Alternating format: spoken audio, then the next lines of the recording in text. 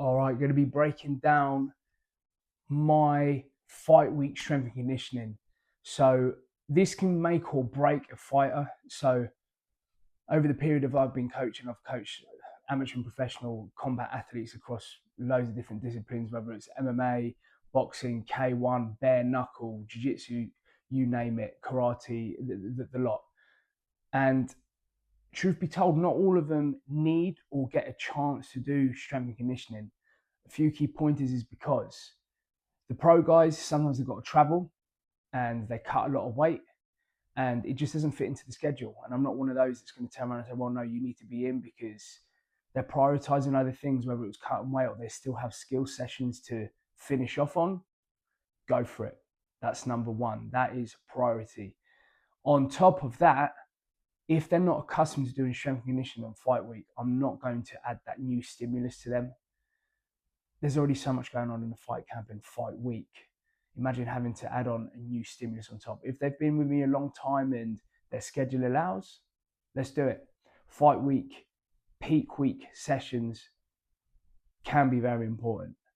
They can potentiate and it can have a good carryover into fight night. But let's get into this. This is my reasonings behind strength and conditioning on fight week and an insight into why I program the way I do. And this is for my own fight this Saturday. So enjoy. So I do start off always with some ballistic style work by way of throws. Super aggressive here, but these stay in even on fight week. Keep these low volume, but super high intensity. Absolutely blast out. Imagine you're trying to put a hole in the wall. Again, I opted for the rotation one. This is a mainstay year round and a really good way to ramp up the central nervous system. It's exactly why I start a lot of sessions with it and they stay year round. I then move on to another throw, a push press throw or an overhead throw, whatever you want to call it. Things have got loads of different names. But here I'm aiming to achieve full triple extension, ankle, knees and hips in a very explosive manner. Again, as always, high intent, low volume. Again, a year-round mainstay. Then into some banded landmine push presses. So obviously you can see I've got some Viking handles attached. Again, if you guys have been following and know my programming, I do include the push press a lot. I like to keep things very similar on fight week. If they do opt for a strength and conditioning session, like I said, I'm not going to add something new in that their body doesn't know to confuse the body, and then they're going to be super sore and run down, etc. So here, I just changed up the stimulus, kept things super explosive, high intent. Here I did 5x5, low weight, obviously with accommodated resistance. With these, truthfully, you can go anywhere. Sometimes I like 7 threes, 12 twos, 10 twos, 15 ones. It depends. I do 5x5 because I find I can maintain a good output for those 5. If the athlete, the velocity starts to break down after the second or third rep, cut it there.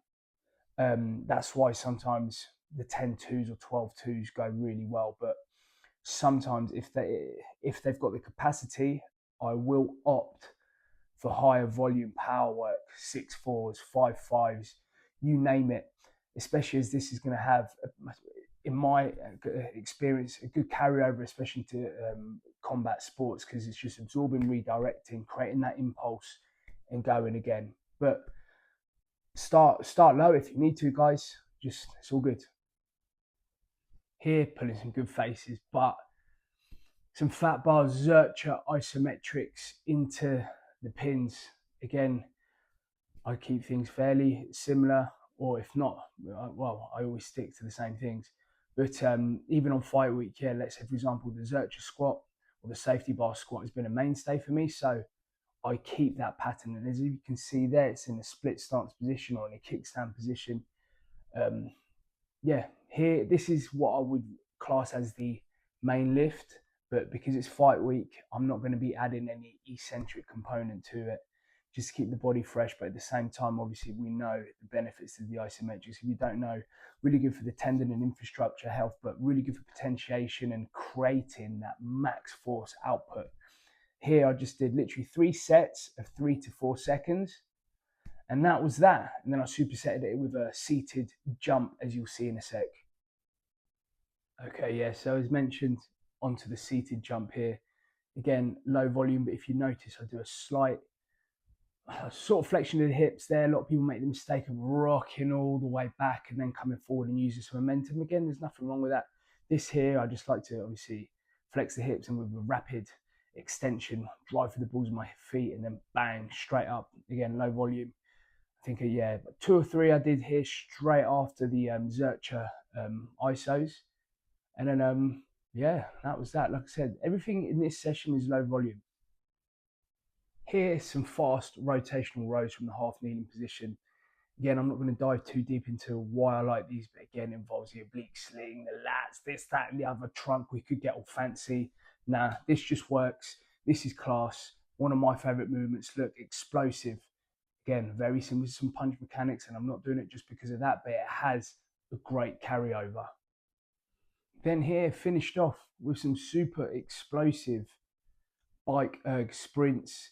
You can either do these on the assault bike. I like doing these on the watt bike or the bike erg, as you see there.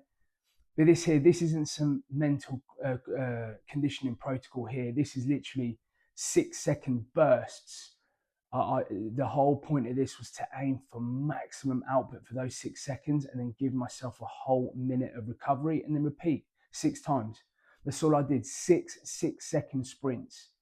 All about the power output, keeping the wattage the exact same every time. If there was going to be a 10 to 15% dip, for me, I would have called it there, but I kept the same output for all 6 rounds that I did. So, yeah, this whole session took me 45 minutes.